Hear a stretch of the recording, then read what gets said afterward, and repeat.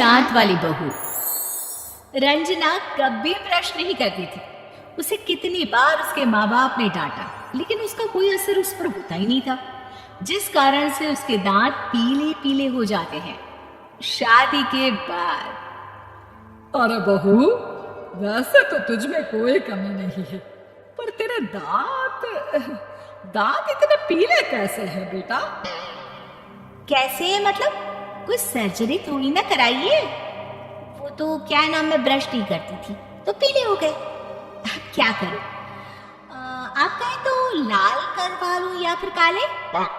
यार ये क्या है, क्यों माँ से लड़ रही हो? लड़ रही हूँ?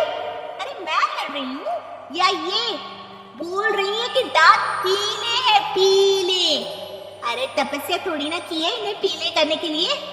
बकायदा ब्रश नहीं किया है 20 साल तक, तब जाकर। छी, कैसी बात कर रही हो? ये उस वक्त तो पीले नहीं थे जब हम लोग तुम्हें देखने आए थे। अरे तब साफ करवा लिया होगा डेंटिस्ट के पास जाकर। अब देखो कैसे पीले पीले लग रहे हैं। रंजना सास की तरफ गुस्से से देखती है। फिर शुरू हो गई पीले पीले पीले। अरे पीले तो तब भी थे जब मेरे हाथ का रसगुल्ला उड़ा उड़ा कर खा रही थी और बोल रही थी, लड़की नहीं गुणों का खजाना दे रहे हैं भाई साहब। खैर, अब वो लोग करते भी तो क्या करते, पीले दांत वाली बहू पल्ले पड़ी थी तो झेलना तो था ही। एक दिन कीर्तन में रंजना गाना गा रही थी। अरे कमला बहन, माँ का द्वार है, यहाँ तो सब शुद्ध होकर आते हैं, फिर अपनी बहू को ब्रश भी नहीं करवाती तुम। दूर से पीले पीले दांत भक्ति में बाधा उत्पन्न कर रहा है। और कोई 2 साल के बच्चे थोड़ी ना लेकर आई हूं मैं बहू बनाकर। अच्छी खासी लड़की है, अरे कैसे करवाऊं ब्रश? ये तो उसे खुद करना चाहिए ना। अब माँ बाप तो इसके जैसे तैसे निपटा दिए, ये नहीं सोचा कि सास कैसे संभालेगी। सास बहू को लेकर घर आ जाती है, लेकिन सोच लेती है कि अब इसे लेकर कहीं नहीं जाएगी। अगले रोज बहू कहती है, अरे क्या हो गया, मंदिर नहीं जाना क्या? कीर्तन का वक्त हो रहा है।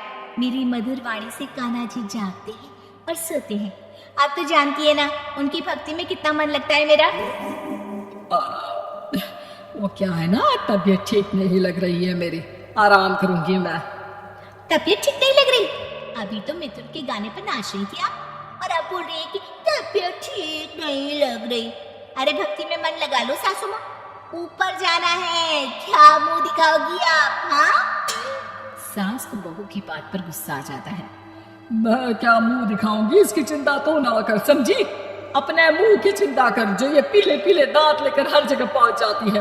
पता है लोग कितना मजाक बनाते हैं। ना जी ना, मैं नहीं जाना कहीं तेरे साथ। तो ये बात है, कोई ना, मत जाओ, मैं अपने कमरे में ही बैठकर भक्ति कर लूंगी।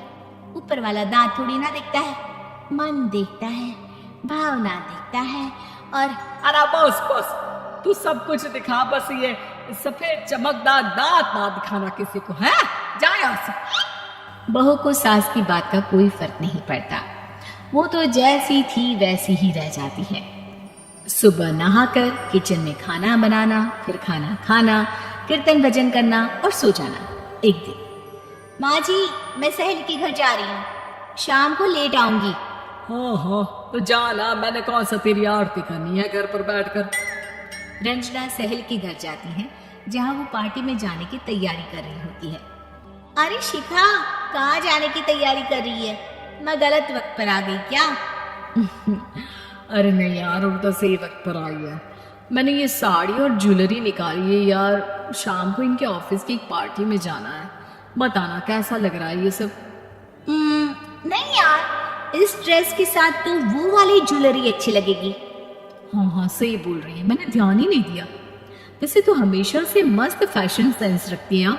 तो बड़ा जाती होगी ना पति के साथ पार्टी में। रंजना कुछ नहीं बोलती, बस सोचती है कि यार काश ये बात सही हो जाती, पर मैं क्यों नहीं जाती पार्टी में? क्या इन लोगों की कोई पार्टी होती नहीं होगी? रंजना घर आती है और रात में पति से सवाल करती है, एक बात बताइए, आप मुझे किसी पार्टी में क्यों नहीं ले जाते? क्या आपके यहाँ ऑफिस में पार्टी नहीं होती? पति बेचारा क्या कहता कि दांत पीले हैं तुम्हारे इसलिए। अरे कोई पार्टी होती नहीं हम लोगों के ऑफिस में, तो कहाँ से लेकर जाऊं? और मार्केट, मॉल, कहीं वीकेंड घूमना, कहीं तो। अरे यार, सारे हफ्ते में एक छुट्टी मिलती है, तो सोचता हूँ कि आराम ही कर लूँ। क्यों? रंजना मन मार के रह जाती है। पहले कभी सास के साथ मंदिर जाया करती थी, लेकिन वो भी सास ने ले जाना बंद कर दिया। घर बैठी बैठी रंजना बोर हो जाती है। तभी उसे आइडिया आता है और वो मायके जाने का सोचती है। सासू माँ, 2 दिनों के लिए मम्मी के घर जा रही हूँ। अच्छा अच्छा, ठीक है, आराम से जा। और हाँ, माँ से कुछ अच्छी आदत सीख कर आना कि कैसे शरीर के हर भाग की तरह दांतों की सफाई भी जरूरी होती है, समझी? शुरू हो गई ना आप। वो लोग आपकी तरह नहीं है कि छोटी छोटी बात का बतंगड़ बना दे। उन लोगों के लिए मैं मायने रखती हूँ, ना कि मेरे पीले पीले दांत। रंजना माँ को बिना बताए उन लोगों को सरप्राइज देती है, लेकिन जैसे ही वो दरवाजे पर पहुंचती है, अंदर देखती है कि घर वाले कहीं जा रहे होते हैं।